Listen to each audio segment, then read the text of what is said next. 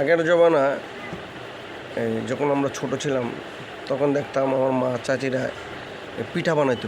পিঠা রাত্রে বানাইতো। আগে তো কারেন্ট ছিল না, কুপি দেয়া, গ্যাস ছিল না, লার্কি দিয়ে ফাঁক করে কি রাত্রে পিঠাগুলো বানাইতো মানুষের। আগেকার মানুষের মন বড় ছিল, অনেকগুলো বানাইতো, বেশি করে বানাইতো।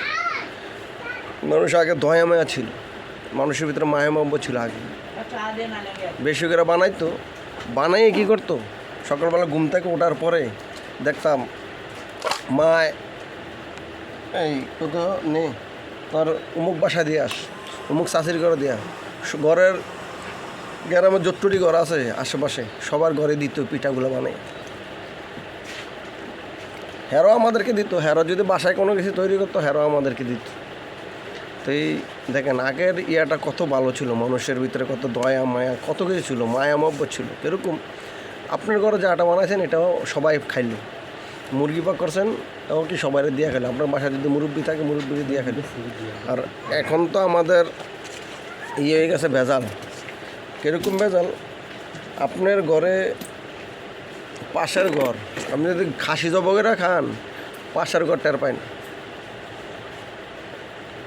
এই জন্য মাঝে মাঝে ভাবি আগের জমানা কী ছিল আর এখনও জমানা কী হয়েছে। পাশের ঘরে যদি আপনি খাসি জবগেরা খান, পোলাও কুরমা খান, অন্য ঘরে টের পায় না। কি এই রেওয়াজটা কি উঠে গেছে। আগে যে রেওয়াজটা ছিল মানুষের দেওয়া নেওয়া খাওয়া, এটা কি উঠে গেছে, এখন এটা উঠে গেছে। এখন আপনার ঘরে আপনিই খান, কেউ কেউ দেওয়ানোর ইচ্ছা নেই।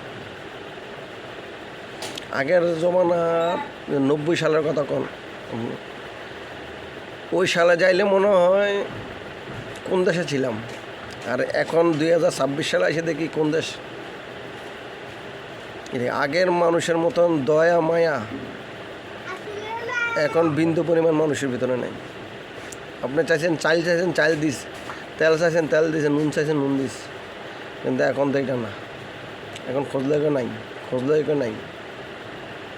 তো বুঝেন তো 90 সালের যারা ছিল তারাই খুব ভালো ছিল। আর এখনের জমানা ইয়ে দিই সব উল্টাপাল্টা।